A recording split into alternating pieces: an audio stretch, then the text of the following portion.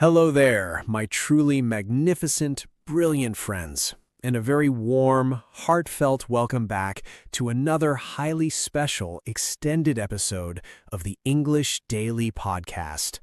I am absolutely overjoyed and deeply honored to have you here spending your incredibly valuable time with me today, no matter where you are listening from in this big, beautiful world. Perhaps you are sitting comfortably in a quiet room with a warm mug of hot coffee or tea. Perhaps you are doing your evening household chores, washing the dishes, folding your clean clothes, or tidying up your bedroom. Or perhaps you are walking outside in a fresh green park, listening to the birds while you take your daily healthy steps. Wherever you are, in whatever you are doing right now, I want to invite you to take a deep breath. Relax the muscles in your jaw. Let your shoulders drop completely. This is your personal sanctuary for language growth. There are no difficult tests here, there are no strict grades, and there is absolutely no judgment. There is only you, your incredible passion, and my slow, clear voice. My name is Kevin, and I am your host, your teacher, and your dedicated guide on this beautiful path towards speaking natural English with absolute freedom, genuine confidence, and real peace of mind. In today's massive episode, we are going to embark on an exceptionally long and immersive journey. We are going to learn and practice English using one of the most famous, exciting, and emotionally powerful classic romantic stories in world literature. But as I always promise you, do not worry or feel overwhelmed. We are not going to open a thick, ancient textbook filled with complicated, outdated grammar rules that make your head hurt. That would be far too heavy and frustrating for an A1 or A2 learner. Instead, I have personally crafted a beautifully summarized, highly expanded, and clear version of this famous tale. This version is written using clean sentence structures, active vocabulary, and a perfect natural rhythm that allows your brain to absorb English effortlessly. This spectacular story we are going to explore today is called Pride and Prejudice. It is a deeply moving adventure about a lively young woman with a sharp mind, a wealthy and incredibly proud gentleman from high society, a peaceful village in the English countryside, a series of misunderstandings that create an impossible barrier, and deep lessons about patience, inner strength, how first impressions can trick our minds, and how a human being can maintain their absolute dignity, honesty, and self-respect when they face social pressure. Let us carefully review our master plan for this mega episode today, so you know exactly what to expect.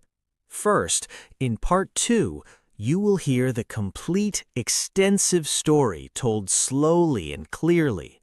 I want you to simply sit back, close your eyes if you can, relax, and let the vivid imagery and emotions of the story paint a magnificent movie inside your imagination.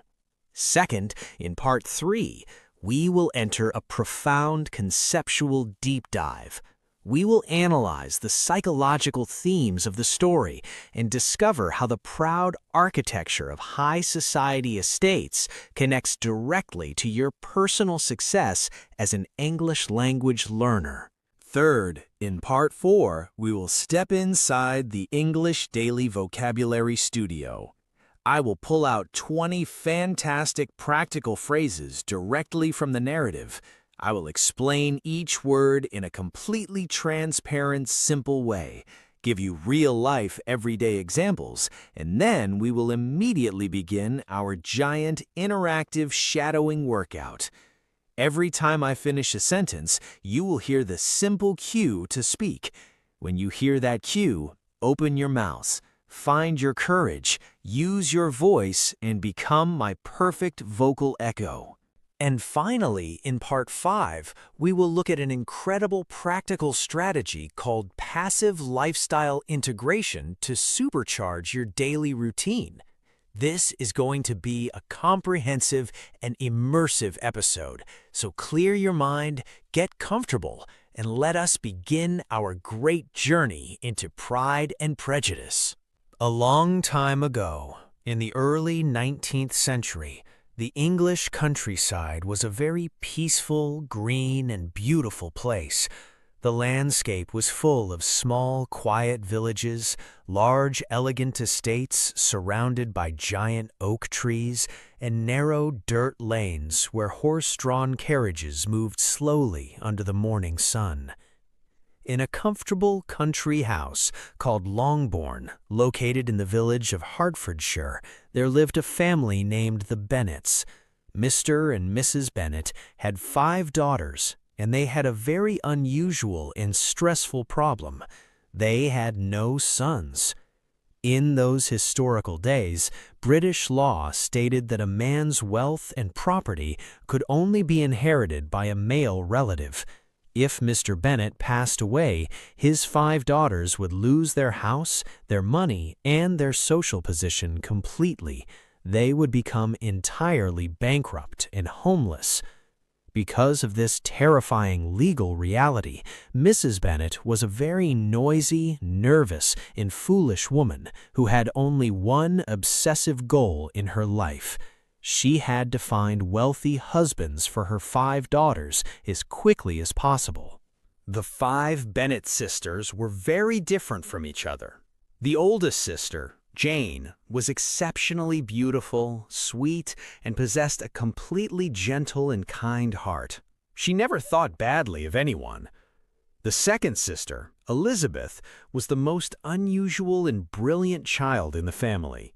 Elizabeth was not as perfectly beautiful as Jane, but she had bright, intelligent dark eyes, a quick wit, a sharp mind, and a magnificent sense of humor. She loved reading books, walking outside in the fields, and she possessed a fierce independence and self-respect.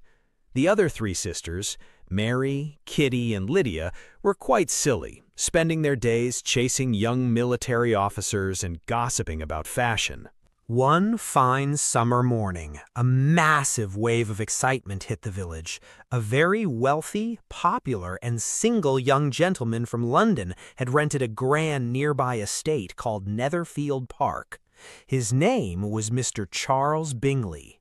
Mr. Bingley was an exceptionally cheerful, friendly, and sweet-tempered man. He had a huge fortune, and he loved dancing and socializing with people.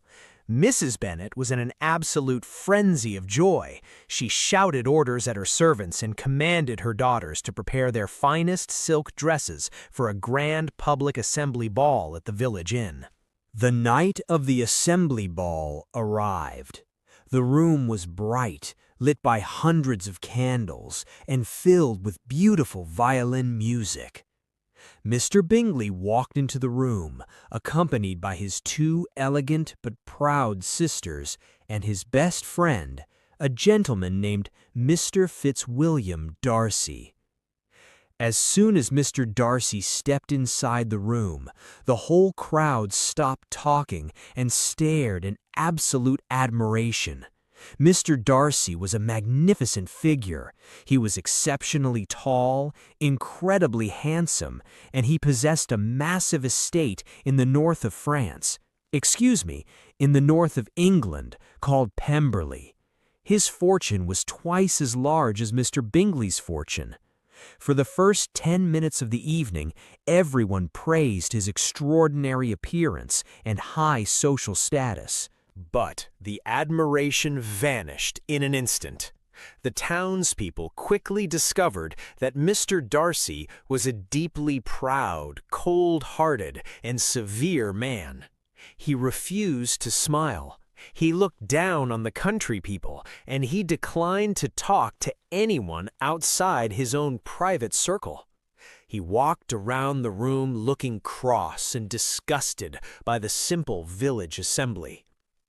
During the dancing, Mr. Bingley fell deeply and hopelessly in love with sweet Jane Bennet. They danced together twice, laughing and smiling. Bingley ran to his friend Darcy, who was standing alone in a dark corner, and said, "Darcy, you must dance. Look at these lovely girls. Jane Bennet is the most beautiful creature I have ever seen, and her sister, Elizabeth, is sitting over there. She is very agreeable and clever. Go and dance with her." Mr. Darcy looked across the room at Elizabeth. His face remained completely cold and severe.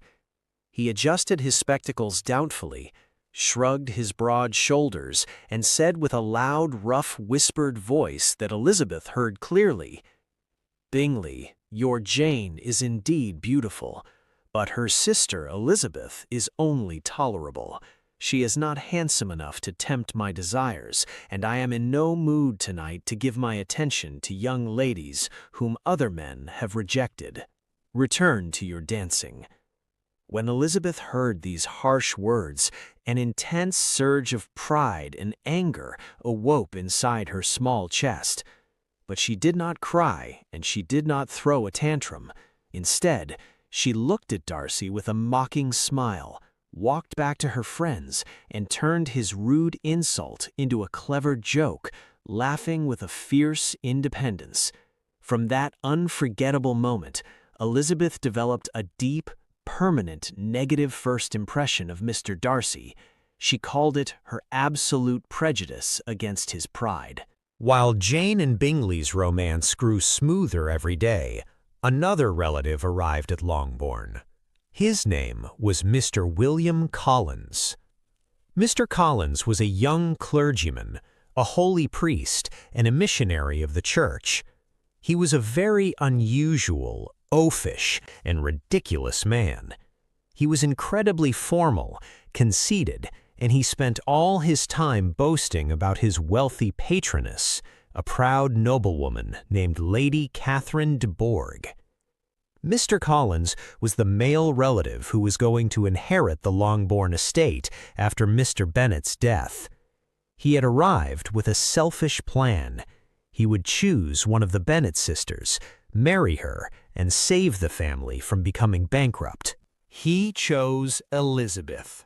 One morning, he locked the drawing-room door, fell to his knees on the carpet, and delivered an exceptionally formal, arrogant proposal. He told Elizabeth that she should be grateful because she was poor and that she would never receive another marriage proposal in her life. Elizabeth looked at his oafish face, stood up straight, and said firmly, "Mr. Collins, I am deeply honored by your request, but I must refuse you completely. You and I could never make each other happy. I have an independent will, and I will never marry a man without true love and respect." Mr. Collins was shocked and looked at her doubtfully, believing she was just playing a silly game. But Elizabeth refused to change her mind. Her mother, Mrs. Bennet, threw a massive hysterical tantrum, screaming that Elizabeth was destroying the family. But her father, Mr. Bennet, who loved Elizabeth's sharp mind, smiled and supported his daughter's choice. Mr. Collins became deeply offended, packed his heavy bags, and left the house, marrying Elizabeth's best friend, Charlotte Lucas, a few days later instead. During this time, a group of military soldiers arrived in the village. Among them was a young officer named Mr. George Wickham. Mr. Wickham was an exceptionally handsome, charming, and polite young man. He had a beautiful uniform, an elegant manner of speaking, and a sweet smile that won the hearts of all the village ladies immediately. Elizabeth found herself very fond of him. One afternoon, while walking in the garden, Wickham told Elizabeth a tragic personal story about his past. He claimed that he had grown up with Mr. Darcy at the Pemberley estate. Wickham claimed that Darcy's late father had loved him like a son and had left a massive financial inheritance will to buy a good position for Wickham in the church. But Wickham claimed that after the old man died, the proud, cruel Mr. Darcy became intensely jealous, tore up the will, stole the inheritance money, and threw Wickham out into the streets to starve in poverty. When Elizabeth heard this story, Her prejudice against Mr. Darcy reached a boiling point. She believed Wickham completely because his outer appearance was so charming and polite. She thought Darcy was a dangerous monster full of pure malice. Suddenly, a catastrophic disaster hit the family. Mr. Bingley, his sisters, and Mr. Darcy packed their bags and left Netherfield Park in an instant, returning to London. They left no explanation. Poor Jane Bennet was plunged into an absolute panic of deep despair and sorrow.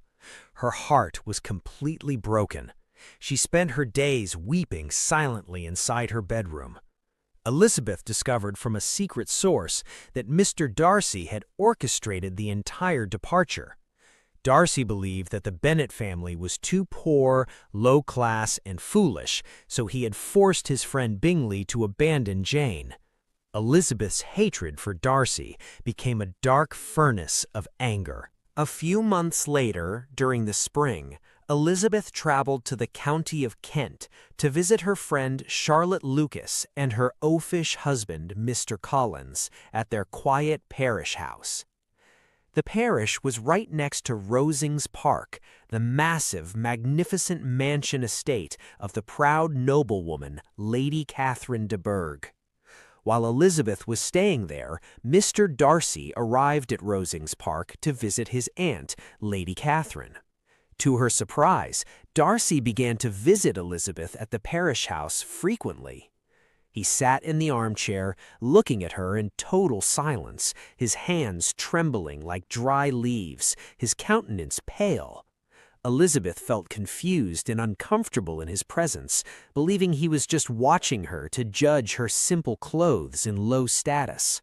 One rainy Wednesday evening, Elizabeth was sitting alone in the parish drawing room, reading a book. Suddenly, the front door flew open with a loud bang. Mr. Darcy walked into the room. He looked completely transformed. His severe face was full of an intense, emotional conflict, and he was breathing heavily, like a man who had run a long race. He walked straight to her desk, stood right in front of her, and shouted with a proud, passionate voice full of uncontrolled energy, "Miss Elizabeth, I have struggled in vain. My pride cannot control my heart anymore. These past months have been a total agony for my soul. My family, my high social position, and my wealth are all against you. Your family is low class, your mother is foolish, and marrying you would be a social degradation for my name. But I cannot live without you. I love you desperately, and I demand that you accept my hand and become my wife." Elizabeth felt a cold wave of absolute horror and amazement hit her chest. Her mind spun in a total vortex of fury. This was a marriage proposal, but it was full of pure insult and arrogance. She stood up straight, looked into his glowing yellow eyes, his fierce dark eyes, and said with a firm, cutting voice, "Mr. Darcy, if you think the manner of your proposal tempts me to accept you, you are mistaken. You have insulted my family. You have confessed that you love me against your own will, and you have showed me no respect. But even if your proposal was perfectly polite, I would still refuse you completely. You are the last man in the world I could ever marry. You are the man who has destroyed the lifelong happiness of my sweet sister Jane by forcing Mr. Bingley to abandon her. You are the cruel, jealous master who has ruined the life of the innocent Mr. Wickham, stealing his inheritance and throwing him into poverty. Your pride is a hard stone, and your character is full of pure selfishness and arrogance." Mr. Darcy stood in the center of the room, his face turning completely pale, his lips twitching in absolute shock. He did not yell, and he did not throw a tantrum. He maintained his self-control. He looked at her for a long, silent moment, bowed his head coldly, and said with a low, broken voice, Thank you for your honesty, Miss Elizabeth. Forgive me for taking your valuable time."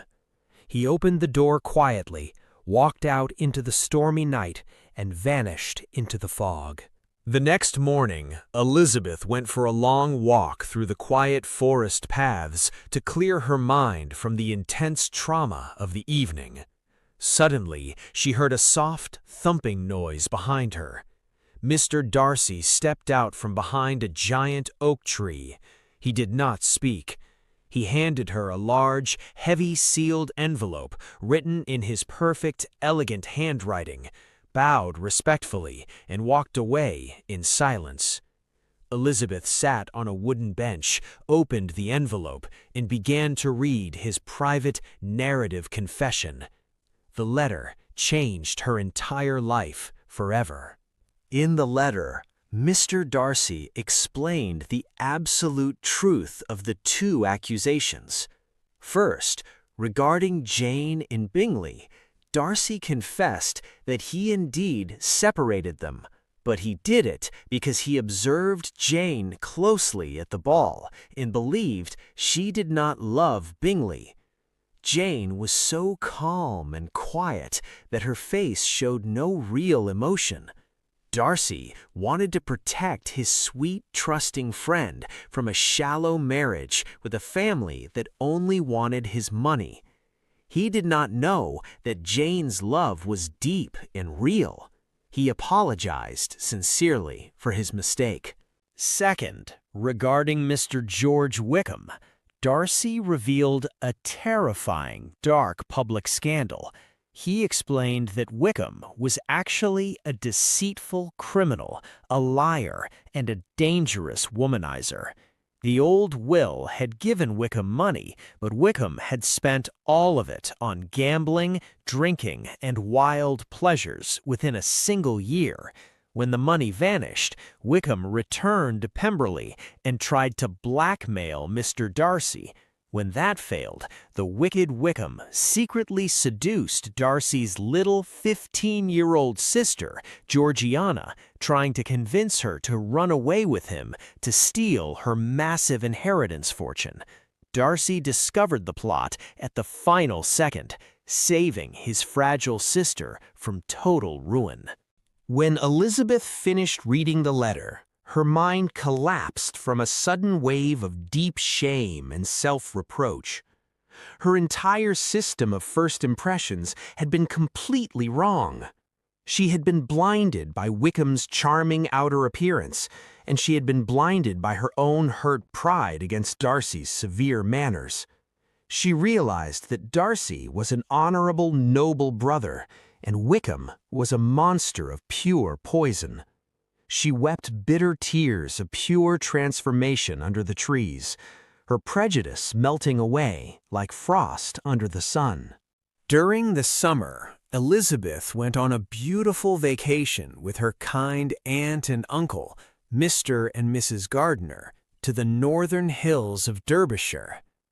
While they were traveling through the vast green landscape, her aunt suggested that they should visit Pemberley, the world-famous estate of Mr. Darcy. Elizabeth hesitated in panic, but the housekeeper told them that Mr. Darcy was far away from home, so she agreed to go. When Elizabeth walked into the grounds of Pemberley, her heart filled with absolute admiration and awe. It was a massive, magnificent stone palace sitting in the center of a beautiful wild park, with clear blue rivers, green valleys, and ancient woods. Inside, the rooms were not decorated with flashy, cheap luxury. Everything was full of a quiet elegance, real refinement, and noble taste. The old housekeeper, a kind woman who had known Darcy since his childhood, led them past the oil paintings and said to Elizabeth, "Monsieur Darcy is the kindest, most generous master I have ever seen. He is wonderful to the poor, fair to his servants, and he is a saint to his little sister. People who do not know him think he is proud, but that is only because he is quiet and shy in public crowds." Elizabeth stood before his large portrait painting, looking into his painted eyes, her heart thumping with a sudden, deep realization of love. Suddenly, while they were walking in the garden near the river, a figure stepped out from the trees. It was Mr. Darcy. He had returned home early from his journey. Elizabeth felt an intense surge of panic and social embarrassment, her cheeks turning bright pink. She wanted to run away immediately, but Mr. Darcy did something miraculous. He walked straight to her, took off his hat, and spoke to her with an absolute gentleness, warmth, and exquisite politeness. He did not look proud, and he did not mention her past refusal.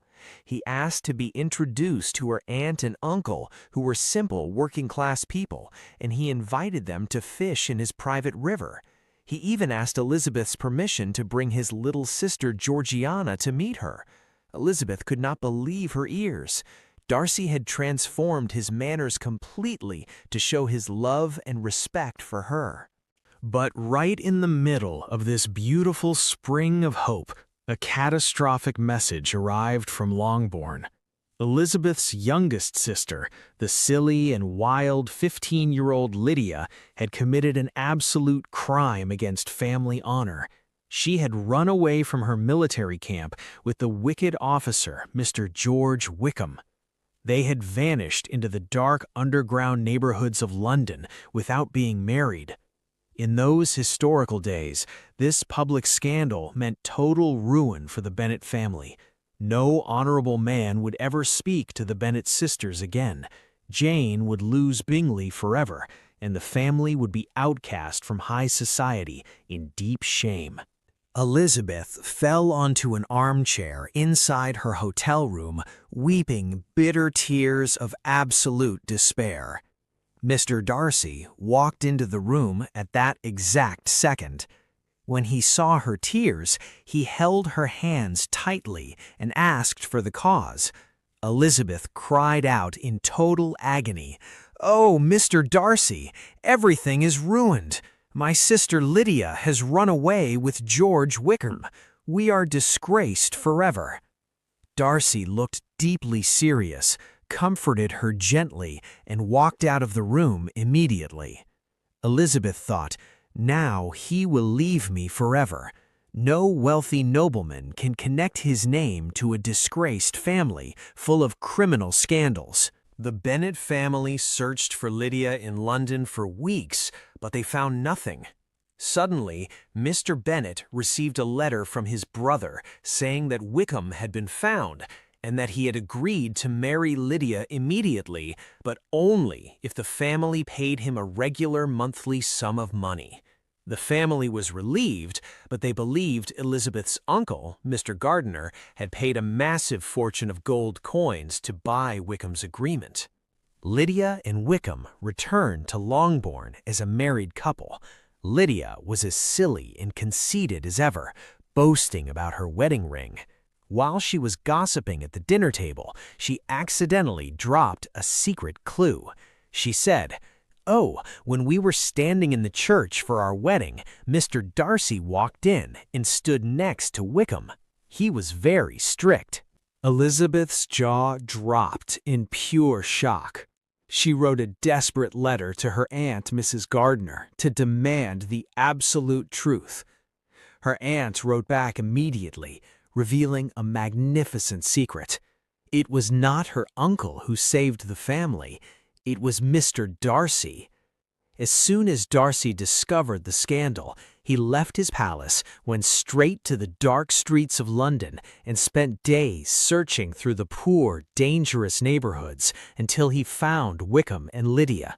Darcy used his own massive wealth to buy their salvation.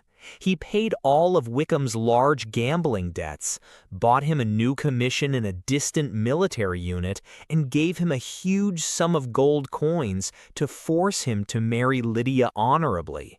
Darcy had done all of this in absolute secret, without telling Elizabeth, because he did not want any praise or reward. He had sacrificed his own money and comfort to save the family of the woman who had rejected and insulted him. Elizabeth's heart filled with an overwhelming immortal wave of pure love, gratitude, and devotion. She realized that Darcy was the most noble, heroic man in the universe. Soon, Mr. Bingley and Mr. Darcy returned to Netherfield Park. Bingley rushed straight to the Longbourn house, fell to his knees before sweet Jane, and asked her to marry him. Jane wept with pure joy and accepted him immediately. The first wedding was arranged. But the final battle of pride was still waiting. One morning, a grand royal carriage arrived at Longbourn with a loud crash. Out stepped Lady Catherine de Bourgh, Darcy's arrogant and powerful noble aunt.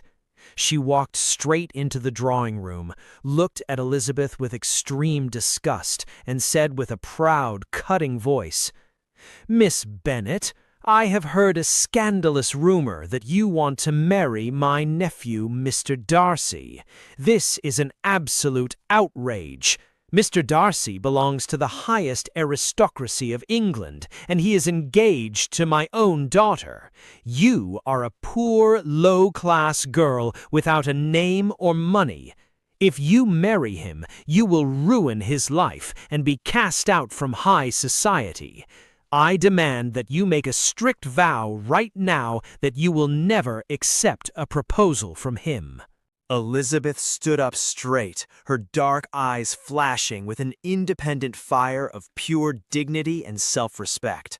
She looked at the powerful noblewoman and said firmly, "Lady Catherine, your demands are useless. I am a gentleman's daughter, and I am Mr. Darcy's equal before the laws of humanity. I will make no such vow.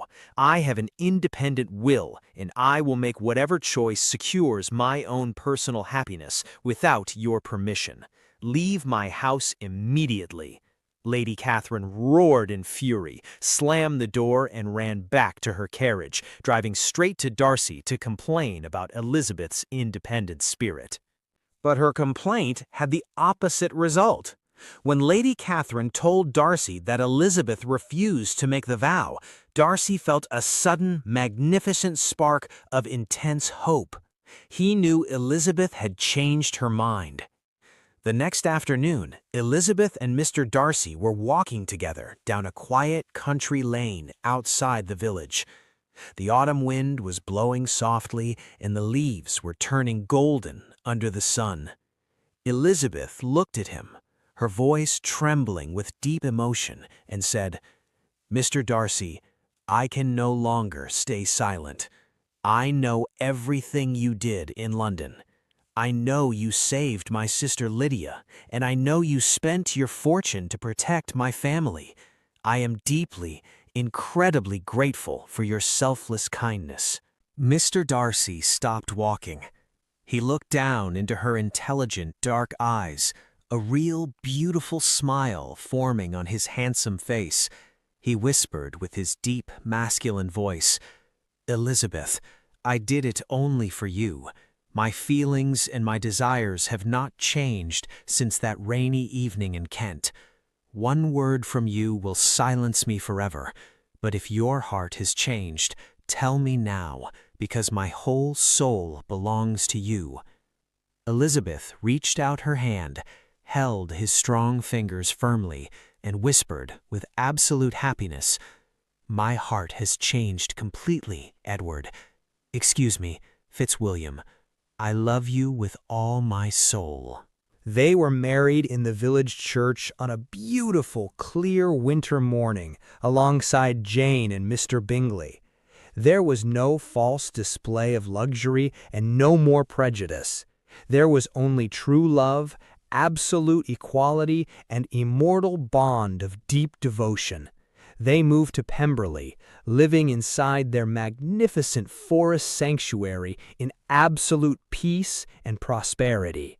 Jane Bennet had started her life with quiet sweetness, and Elizabeth had broken through every chain of first impressions and social pressure through her absolute self-respect and dignity, standing before the world as a proud, successful, and magnificent woman, living a life of true freedom, love, and humanity forever.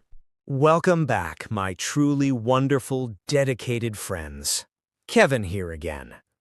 Now that you have listened to the complete, beautiful saga of Pride and Prejudice, let us step back together and enter our profound conceptual analysis.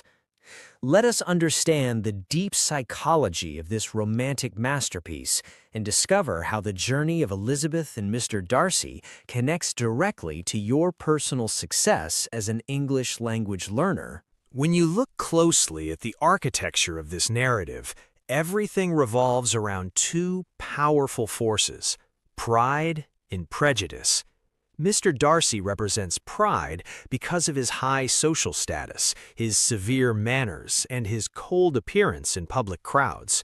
Elizabeth Bennet represents prejudice because she takes her hurt feelings from a first impression and builds a massive stone wall of doubt and judgment against Darcy's character, believing he is a dangerous monster before she knows the truth. I want to tell you a very profound truth. Many English language learners live inside a constant battle between pride and prejudice every single day. When you start learning English, you create your own first impressions of fear. Perhaps you try to speak to a native speaker and they look severe, or they don't understand your clumsy pronunciation immediately. Perhaps they answer you quickly with a fast accent that sounds rough like broken glass. What does your mind do? You instantly experience a surge of intense anxiety. Your pride is hurt. You build a massive wall of prejudice against your own abilities. You tell yourself, English is too proud and too difficult for me. Native speakers are judging my low level. Every time I open my mouth, I make a silly mistake with a verb tense, and I create an embarrassment for myself. I am an outsider who can never enter the elite estate of fluent speakers. Because you let that first impression control your mind, you act like Mrs. Bennet to your own thoughts. You panic, you scream that everything is a disaster, and you lock your confidence inside a dark cupboard of shyness, refusing to use your voice ever again.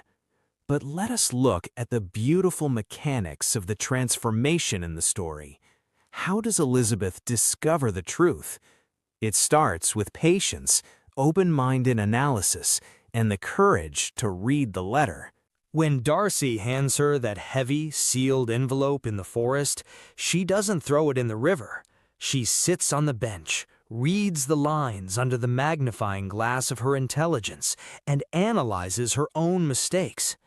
She has the dignity to say, "I was wrong. My first impression was a beautiful mistake, and I must reprogram my mind to see the true character of the language."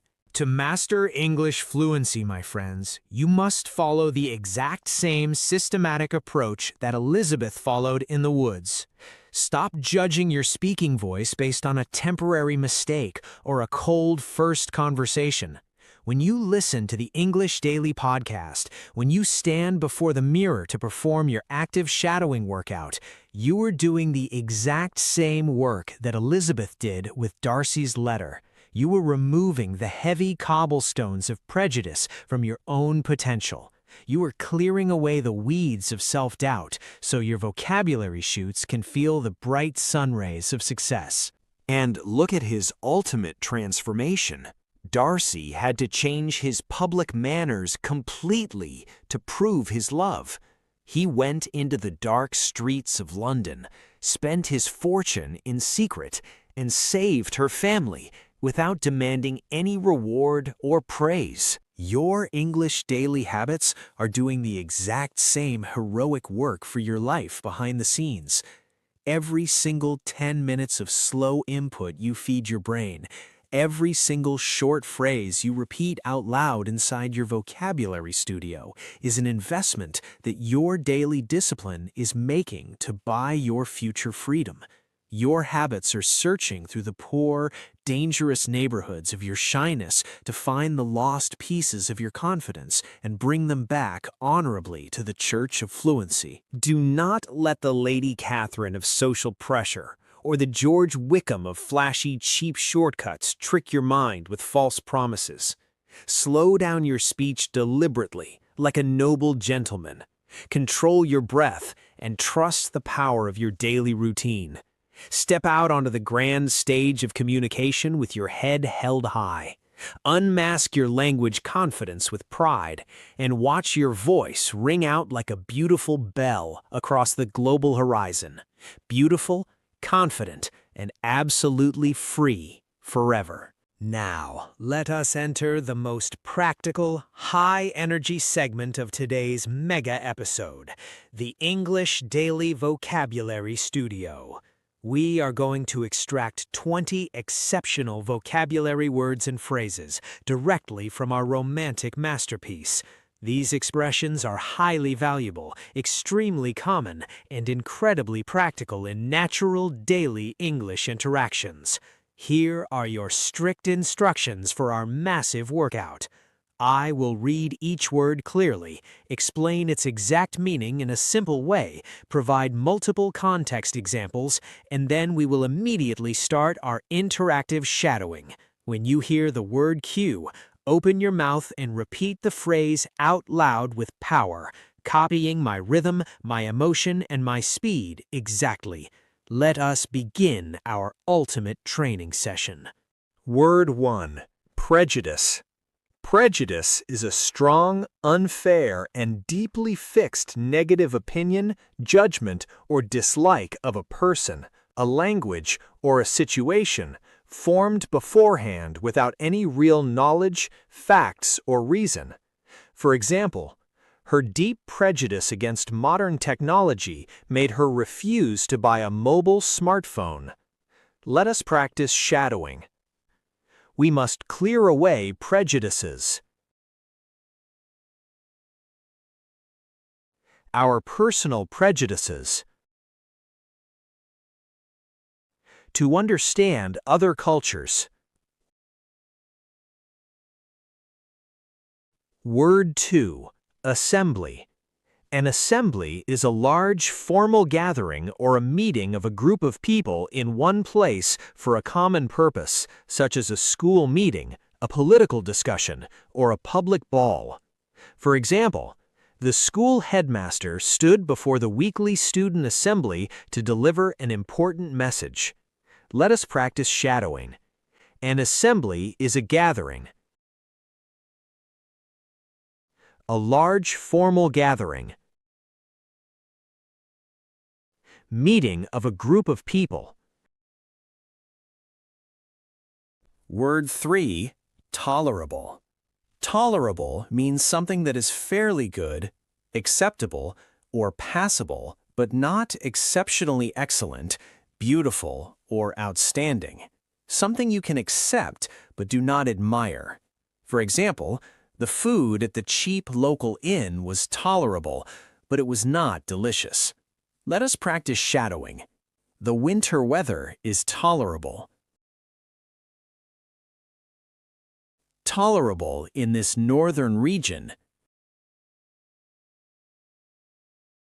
If you wear a thick cloak. Word 4.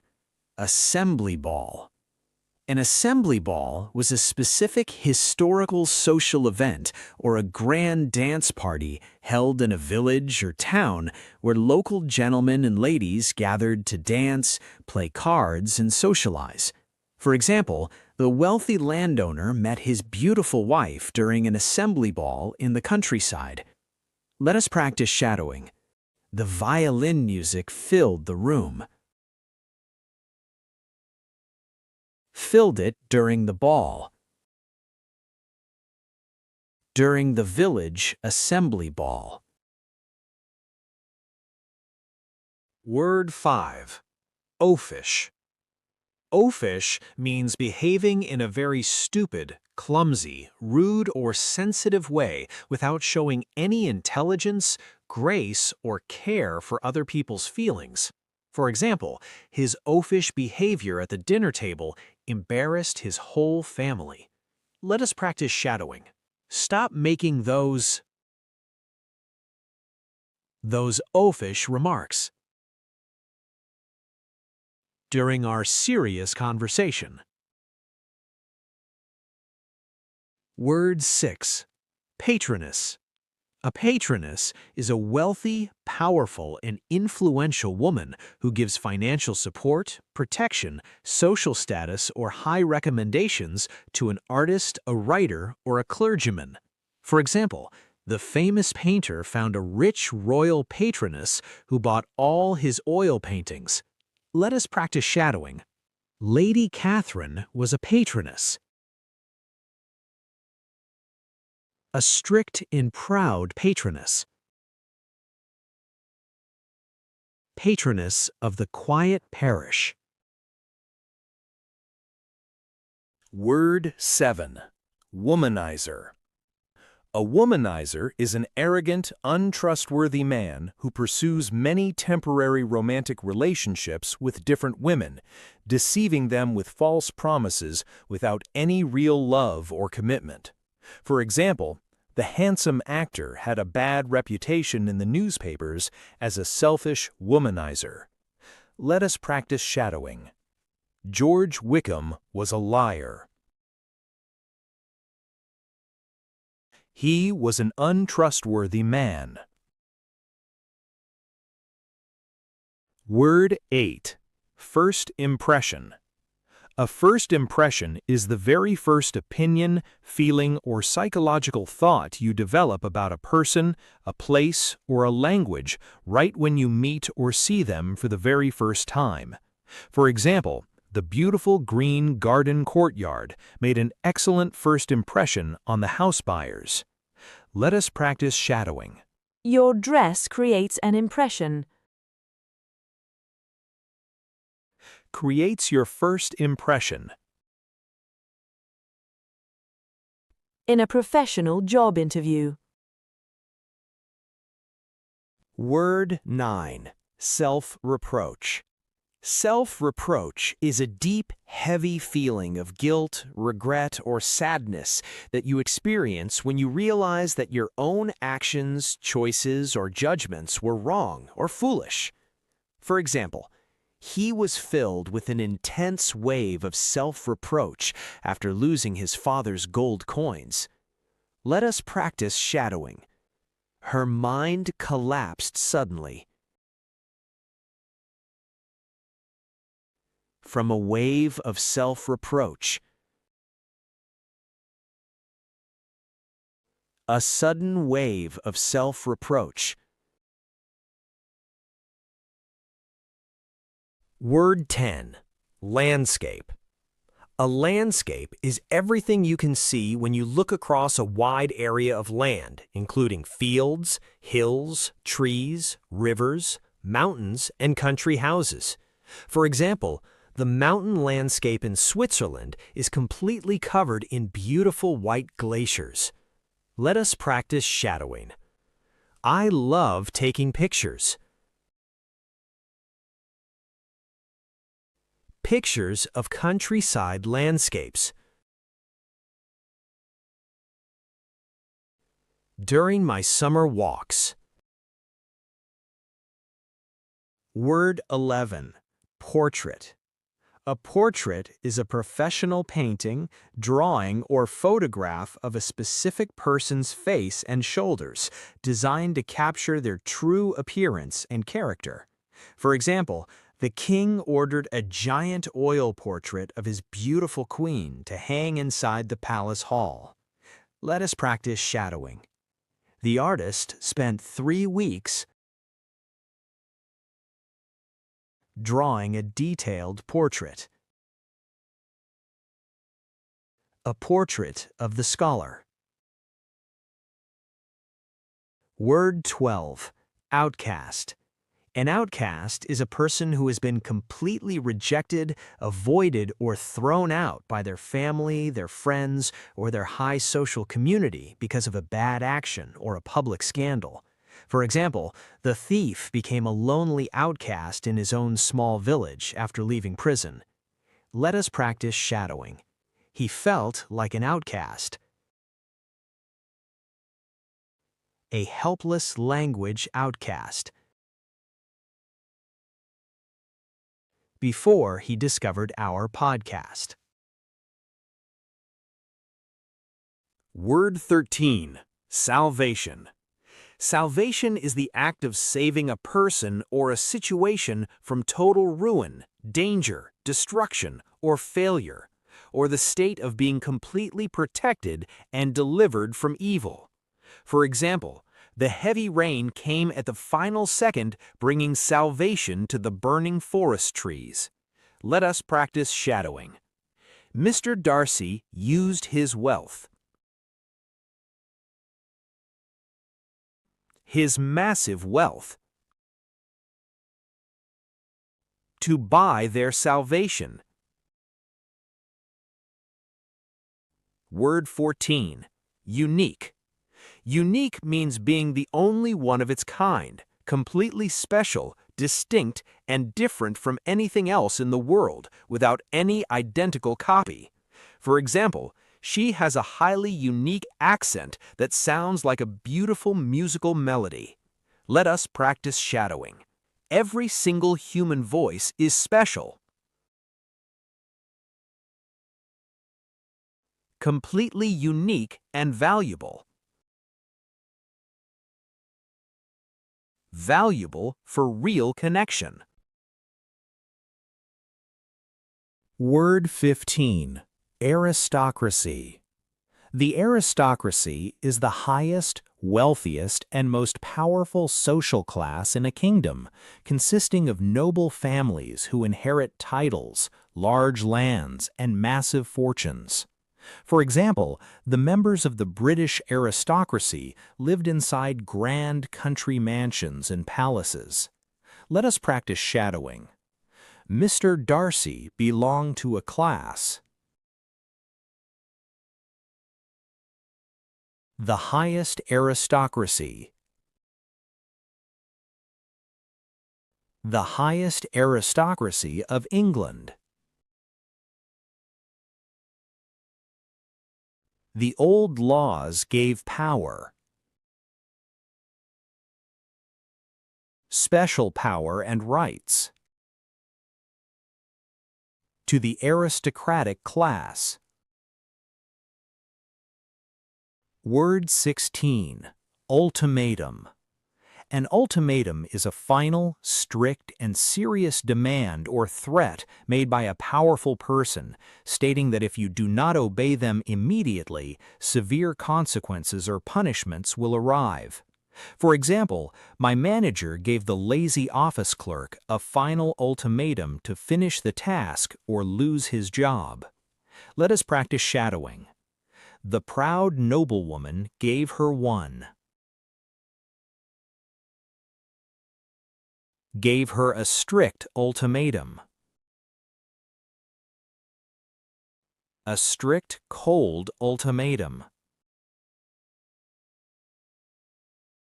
Word 17. The unique condition. A unique condition or situation means a highly specific, exceptional, or unusual state of affairs that requires special attention or allows a specific phenomenon to happen beautifully. For example, the tropical greenhouse provides a unique condition for growing exotic foreign flowers in winter. Let us practice shadowing. Our community creates a condition, creates a unique condition for language development and confidence. Word 18. Cascade. A cascade is a large amount of water, liquid, or material that falls down or pours down quickly and heavily in a waterfall or wave pattern. For example, her long black curly hair fell down her shoulders in a beautiful cascade. Let us practice shadowing. A beautiful cascade of lights lit up the theater stage. During the grand performance. Word 19. Sanctuary. A sanctuary is a sacred, safe, and completely protected place, such as a temple, a church, or a nature reserve where a person or animal cannot be harmed, arrested, or disturbed. For example, the quiet library room became a peaceful sanctuary for the busy student during exam week. Let us practice shadowing. They moved to live inside. Live inside their sanctuary. Their magnificent forest sanctuary.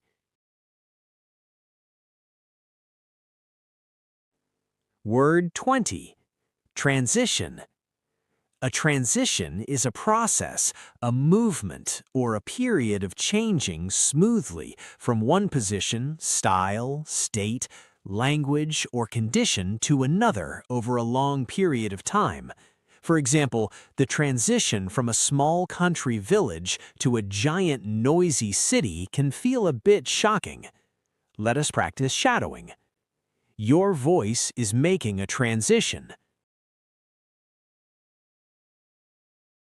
A beautiful transition. From basic phrases to advanced fluency.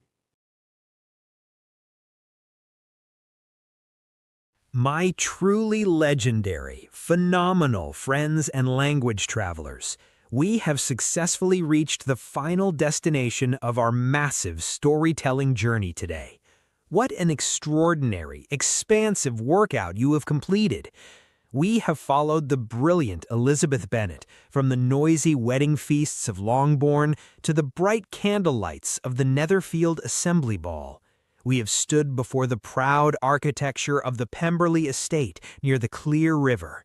We have faced a devastating political scandal under the autumn wind of Hertfordshire. And we have discovered that the ultimate power in human life does not lie in the shallow luxury of aristocratic titles or a large fortune, but in the immortal cross of self-respect, independent will, and pure honesty that lives inside our shared souls. Before I say goodbye for today, I want to deliver a highly practical lifestyle strategy that fits perfectly with our historical romance theme. I call it passive lifestyle integration. Think about how Mr. Darcy modified his life after receiving Elizabeth's refusal. He didn't lock himself inside his room forever or spend his days crying about his hurt pride.